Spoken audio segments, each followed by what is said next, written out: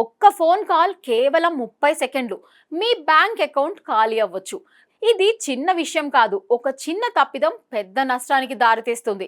Hi friends, నేను మీ మనీషా. ఇప్పుడున్న digital ప్రపంచంలో మన బ్యాంకింగ్ మొత్తం మొబైల్లోనే జరుగుతుంది.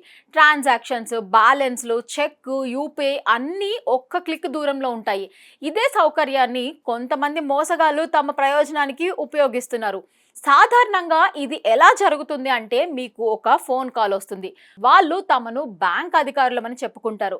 సార్, మీ అకౌంట్ బ్లాక్ అయింది, కేవైసీ అప్డేట్ చేయాలి, కార్డు డియాక్టివేట్ అవుతుంది, ఇలా అర్జెంట్ సిచ్యువేషన్ ని క్రియేట్ చేస్తారు. మాటలతో ఒక టెన్షన్ క్రియేట్ చేసి మీరు వెంటనే రియాక్ట్ అవ్వాలని ప్రెషర్ పెడతారు. ఇక్కడే ప్రధాన విషయం ఒకటి ఉంది, ఓటీపీ. మీ ఫోన్కి వచ్చి ఆ 6 అంకెల కోడ్ చాలా సాధారణంగా కనిపించినా అది మీ అకౌంట్కి కీలక భద్రతా తాళం చెవి లాంటిది.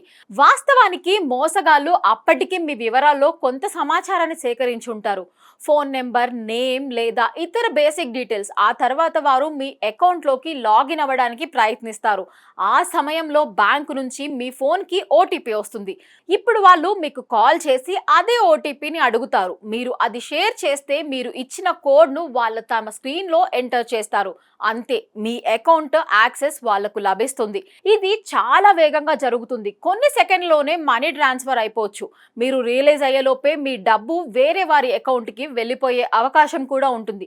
ఇంకొక ముఖ్యమైన విషయం ఏంటంటే, బ్యాంక్ ఎప్పుడు మీ ఓటీపీ, పిన్ లేదా పాస్వర్డ్ని అడగదు. ఇది ఒక బేసిక్ రూల్.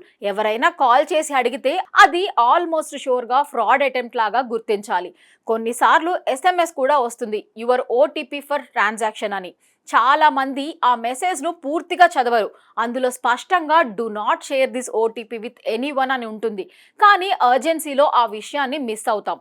మోసగాళ్ళు మన ఎమోషన్ని టార్గెట్ చేస్తారు. Fear, urgency, confusion. ఇప్పుడే చెప్పాలి లేకపోతే అకౌంట్ బ్లాక్ అవుతుందని చెప్పి మనం ఆలోచించే సమయం కూడా ఇవ్వరు.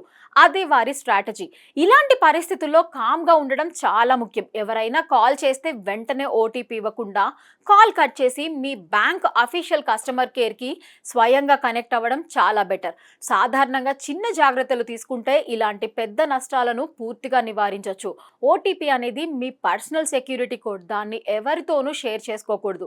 క్లియర్గా చెప్పాలంటే, ఒక చిన్న కోడ్ షేర్ చేయడం మీ మొత్తం అకౌంట్ యాక్సెస్ని ఇవ్వడమే అవుతుంది. కాబట్టి జాగ్రత్తగా ఉండడం మాత్రమే మీ రక్షణ.